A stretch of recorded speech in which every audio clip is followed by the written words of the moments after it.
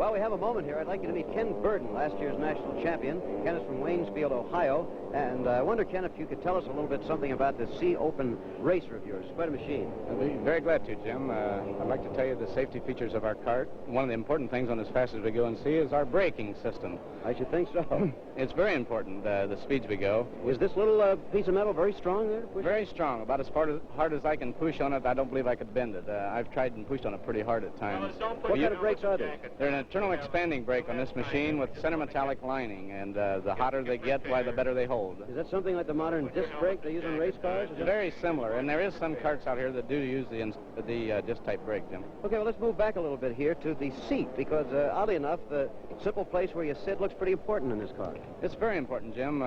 It's very important to hold the driver in with the forming of the seat rather than having to hold onto the wheel to stay down in the machine. Seems to be a great deal more side padding than you would see in a normal race car. Even. That's right, because we formed this to my body to fit me, and a bigger person couldn't get in it, so it holds me down in here so I don't have to fight to stay in the cart, and I can do a better job of driving. Okay, but nonetheless, the heart of this racing machine has to be right back here where most of the machinery is, the engines. Very definite, Jim. We have a maximum of a 16.5 cubic inch. We have a lot of safety features to our engine. We have chain guards on them to keep the chain from hitting me in the back of the head in case of breakage. And we do drive these with chains.